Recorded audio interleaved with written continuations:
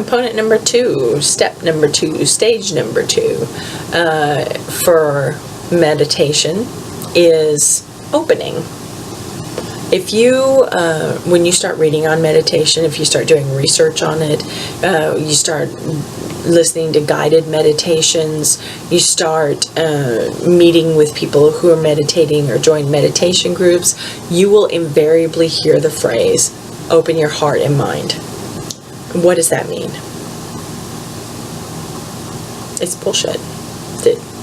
If your ego, if that voice in your head is going, okay, my heart is open, my mind is open, I'm ready to meditate, that is ego making itself important. What lets you know that your heart and mind are open is a purely physical act. When to be open means to allow free-flowing access. To open your mind, you actually need to sit in a position that straightens your spine. Straight spine, chin parallel to the floor, and the crown of your head, feel like that there's a string pulling it upwards so that you can feel your vertebra in alignment, strong and straight.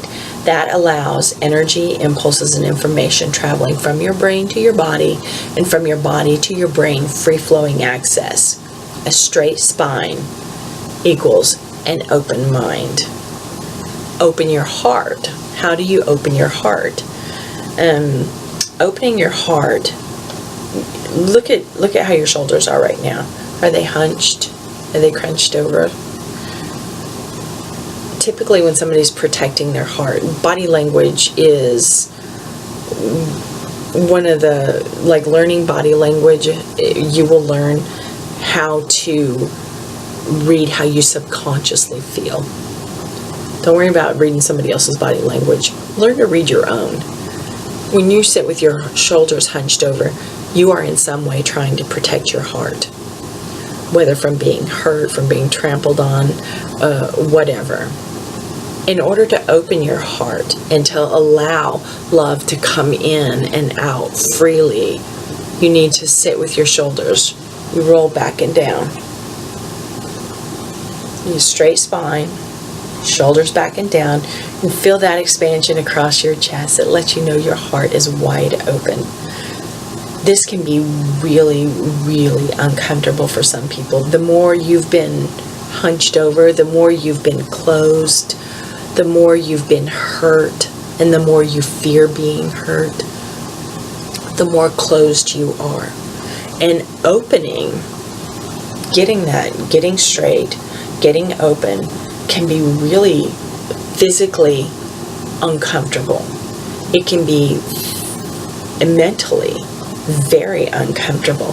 I remember when I first started opening myself, I could tell the difference. I wanted to stay like this closed fist. Rolling my shoulders back and opening my heart and feeling that expansion, I felt so exposed. It was unbelievably uncomfortable.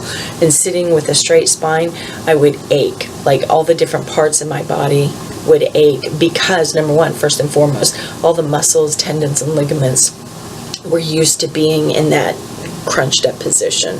And being in another position, you have to train your body to stay that way. And it can be uncomfortable. But one of the ways to change your need to protect yourself is to open yourself. And it takes a while. I mean, it is not an overnight thing. If you do that and you have this great epiphany that all life is wonderful, I'm so happy for you. It did not happen that way for me, and I doubt that it happens that way for a lot of people. So, to be open means to not just think that you are open, straight spine, roll your shoulders back and down, feel that expansion, and open your heart. That is what it means literally to have an open heart and an open mind.